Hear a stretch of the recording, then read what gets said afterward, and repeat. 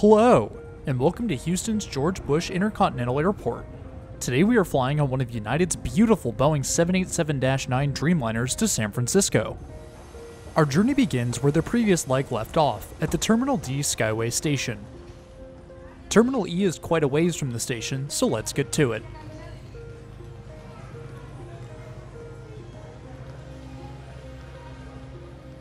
Crossing over the bridge brings us into Terminal E.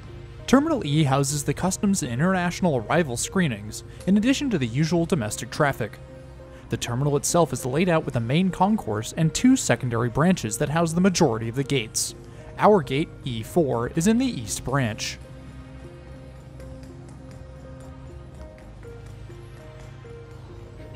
It's just after sunrise here in Houston, and the whole terminal complex is illuminated in a golden sheen.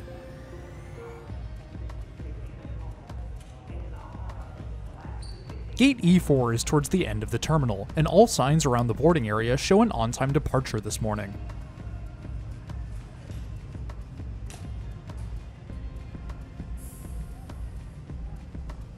That being said, there's still quite a bit of time to kill before our boarding process begins, so I decided to wander around and check out some of the aircraft at the gates nearby. Sitting in the morning sun after a good night's rest is November 77022, a Boeing 777-200 in United's Star Alliance livery.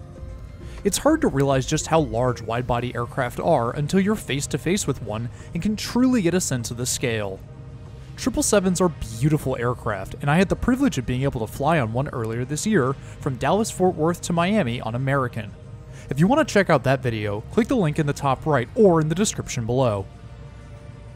Another aircraft waiting for departure today is United's Her Art Here California livery Boeing 757-200. The Her Art Here contest was created to promote female participation in the arts, with United stating that despite 51% of artists are women, only 13% of them have their art on display in the US. The campaign has spawned some incredible liveries, and I hope that they stay as permanent additions to United's fleet. Boarding begins about 35 minutes before our scheduled departure time. There were multiple automated turnstiles for each boarding group off to the left that I would have liked to try, but unfortunately, they were not operational today. A quick scan of the boarding pass lets us through and onto the jetway. Thank you.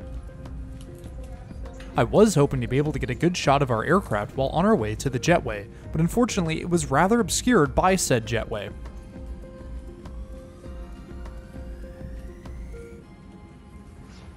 The larger gates here at KIAH have an A and B jetway, with A for first and business class passengers, while B is for the main cabin. That being said, the A jetway was closed off for today's flight. After waiting for a bit, we can take the step off of the jetway and onto our beautiful Dreamliner.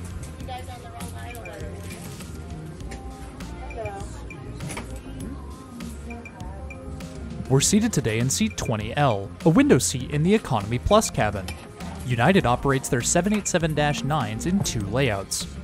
Our layout is Layout 1, which includes more Economy Plus seats and fewer main economy seats in a 333 configuration, with the same amount of United Polaris suites in a 222. United's Economy Plus offers 35 inches of pitch and 17.3 inches of width. It's a little narrow for my liking, but the extra pitch is great, with almost 8 inches from my knees to the seat back.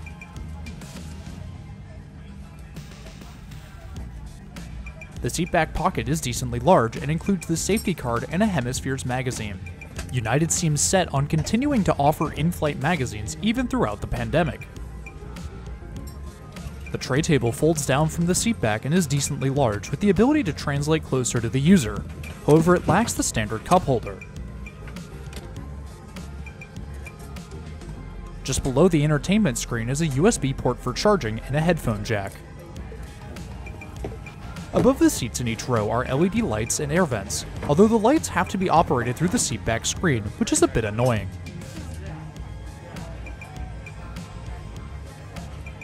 Below each seat is a standard 110-volt outlet, which is great.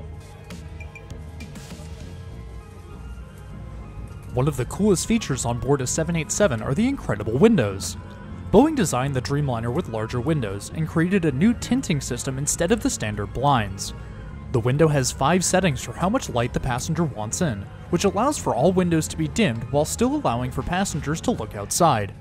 Despite this feature, they are rather slow, and my windows seem to take quite a while for the whole window to turn clear. There's also been some controversy surrounding these windows on American Airlines, where cabin crews would lock the windows to a certain state, although that has now been cleared up.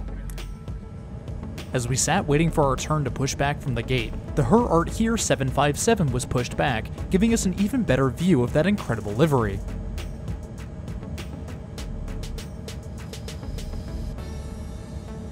Not long after, it's our turn to push back from the gate.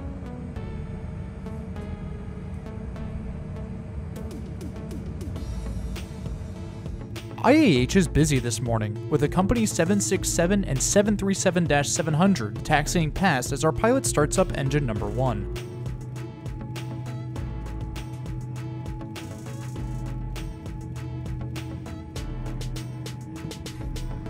We sat on the ramp for a bit before we received our taxi clearance and headed out to runway 15 left.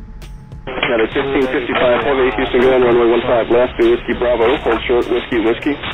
Okay, Whiskey Bravo to 15 left, hold short, Whiskey, Whiskey for United, 1555.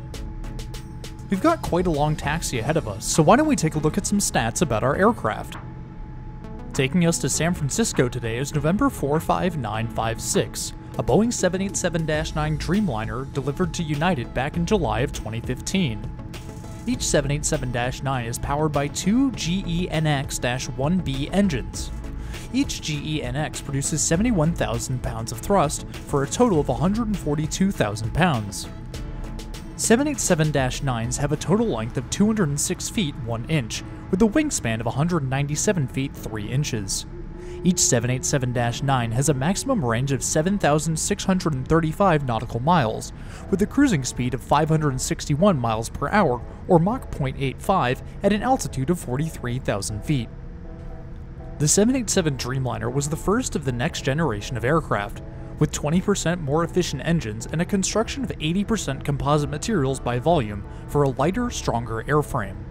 Speaking of composite materials, the 787 fuselage consists of a single carbon fiber barrel instead of multiple aluminum sheets and almost 50,000 fasteners used in traditional aircraft manufacturing. If you're enjoying the video so far, why don't you hit that subscribe button? It's totally free and it really helps support the channel. I would love to keep making these videos for as long as possible, and your support helps me continue to do so. After taxiing for around 15 minutes, we finally reach runway 15 left and are given takeoff clearance to begin our 4-hour flight to San Francisco. United 1555 heavy, runway 15 left, full length, start full length. Left full length, line up and wait, United 1555 heavy.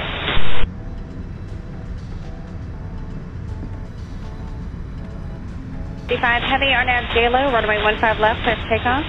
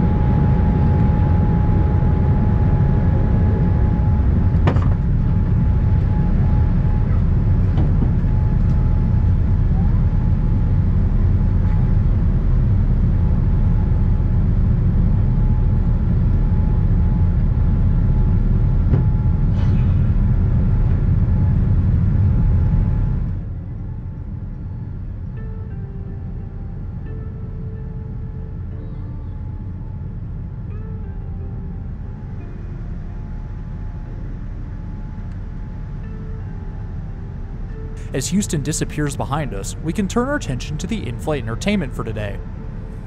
United uses fairly standard entertainment screens on their 787s. Passengers are greeted by the screens as they sit down. After tapping through the language section, they are shown a description of what will happen on their flight. The list for today isn't too long, with just a snack service on board. Included in the system are a wide variety of movies and TV shows, as well as plenty of information about our flight.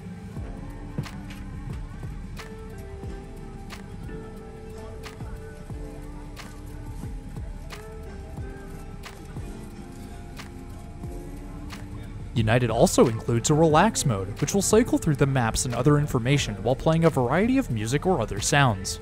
It's a new feature to me, and is a rather interesting addition overall.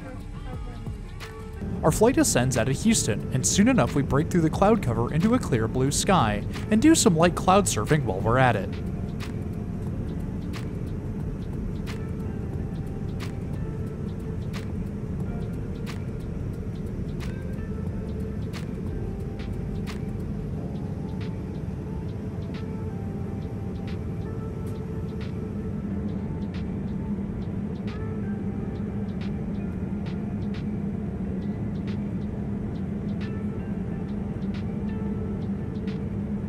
The snack service begins just after leveling out at cruising altitude. Offered on today's flight were a Biscoff cookie and a Stroopwafel, both of which were delicious, as well as a selection of drinks. I went for a Coke.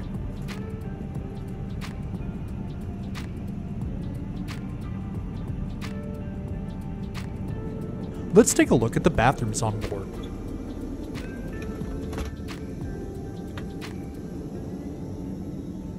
The bathrooms are actually fairly spacious and rather clean. The faucet has touch controls for different temperature settings, which is an interesting addition.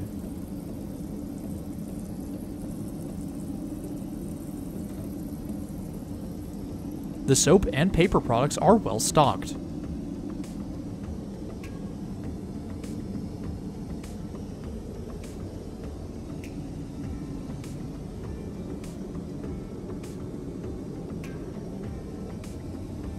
There's some rather nice lighting throughout the aircraft that transitions into the bathroom.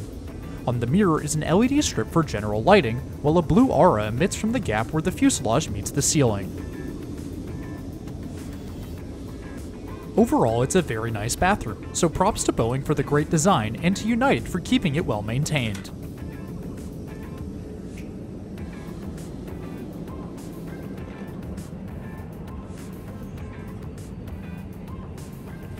Taking a look around the cabin reveals that our flight is mostly empty. I guess this route is really just for business people and aviation enthusiasts who want to fly on some incredible aircraft. A side effect of this is that I was able to get a whole row to myself today.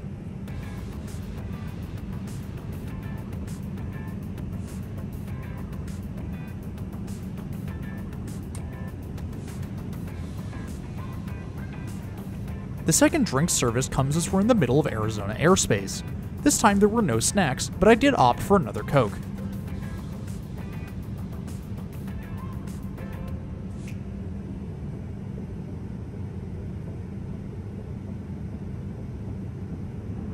The window provides some incredible views as I enjoy the second beverage. The Arizona landscape stretches out in all directions, with gorgeous red sands and mountains in the distance.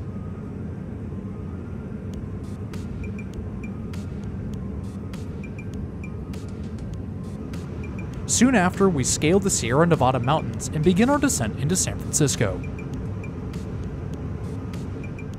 Our descent brings us up across the San Francisco Bay as we line up for arrival onto runway 28 left.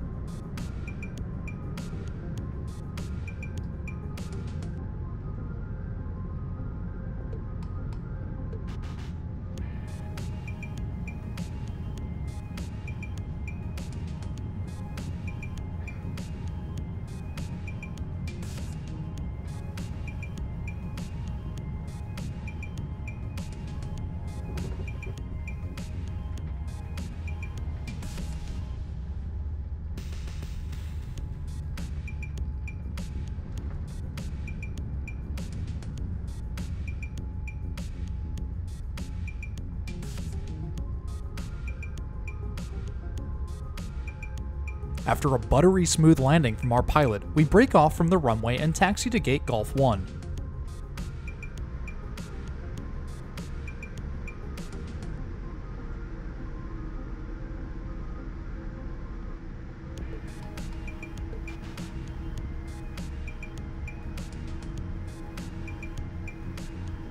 Once we park at the gate and grab our stuff, it's time to deplane. One thing I regret not doing here is snagging one of the spare Bose headsets provided to Polaris passengers, as there were multiple unopened headsets lying around and it would have made for a great souvenir.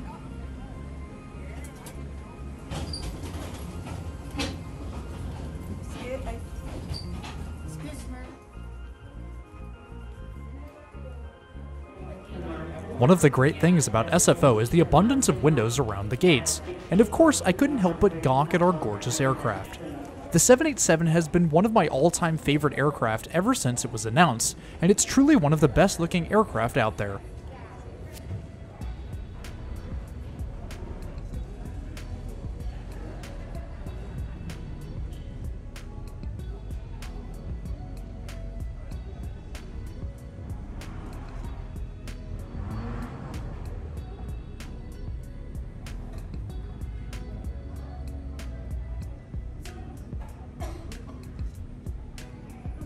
Having had my fill of appreciating our 787, it's time to head up the escalators to find the exit.